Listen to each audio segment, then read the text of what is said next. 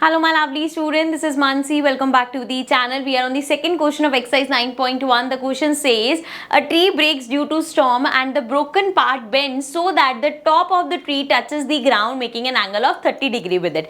अब देखो क्या हुआ, एक पूरा ट्री था एंड बीच में से वो ब्रेक होके बेंड हो गया. तो कैसे होगा, लेट्स सपोज ये हमारा पूरा ट्री था एंड यहाँ से वो ब्रेक हुआ है. तो यहाँ से ये जो ऊपर वाला पार्ट है ये हमारा नीचे इस तरीके से बेंड हो जाएगा, ऊपर ऐसे ही तो गिरेगा. तो वो ग्राउंड के साथ एक एंगल बना रहा है 30 डिग्री का. ठीक है, ये हमें गिवन है. I write this again.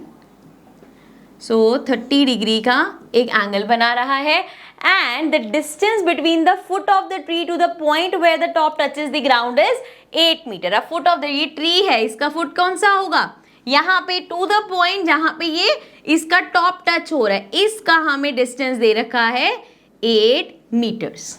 Correct, यहां तक समझ में आ गया.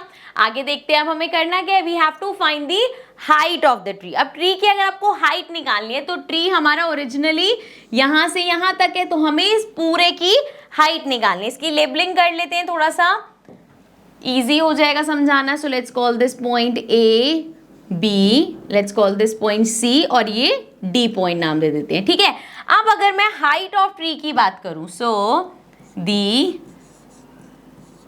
हाइट ऑफ ट्री, ट्री की हाइट क्या होगी यहाँ पे, D C plus C A. So D C plus C A. ठीक है, सो मतलब मुझे यहाँ पे डी सी और सी ए दोनों निकालना है. अब अगर इस डी सी की बात करूँ तो जितना ये ट्री है यही यहाँ के फॉल किया है, मतलब बी सी और डी सी तो इक्वल ही होंगे.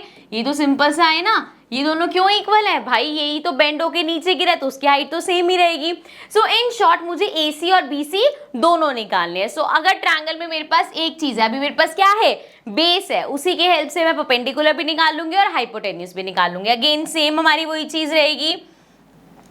पंडित बद्री प्रसाद हर हर बोले.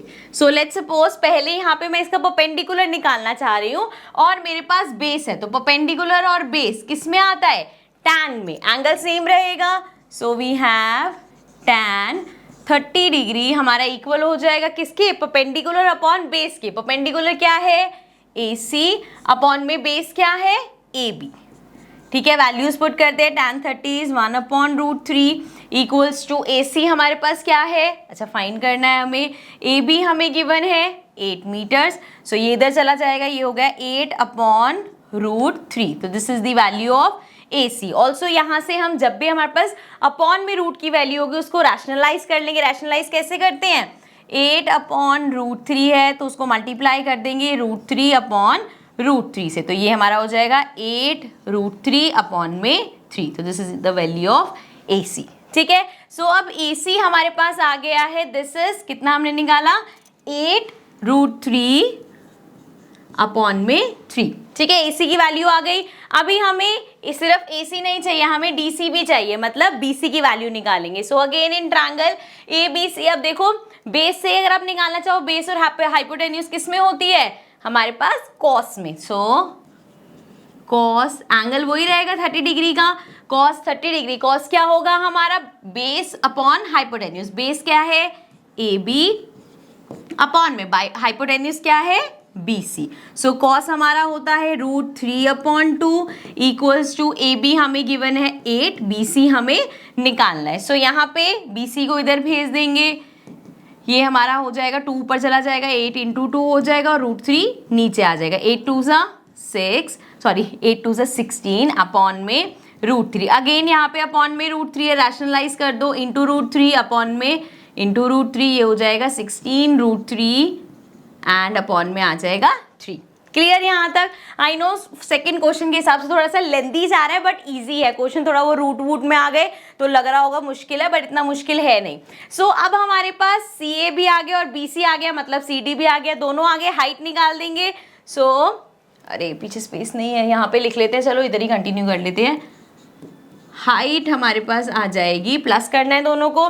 डी सी क्या है, डी सी कहाँ गया, डी सी हमने ये निकाला है ना, 16√3/3 प्लस सी ए क्या है हमारे पास, ए सी हमने निकाला था 8√3 अपॉन में 3, सो ये अपॉन में आ गया 3, ये हो जाएगा 16√3 प्लस 8√3, ये हो जाएगा अपॉन में 3 एज इट इज़, और ये हो जाएगा 16, 17, 18, 19, 20, 21, 22, 23, 24, सो ये आ गया 24√3, सो ये कैंसिल हो जाएगा हमारे पास, 8 3 24 होता है, ये आ गया 8√3 मीटर्स। तो हाइट ऑफ ट्री हमारे पास आ गई 8√3।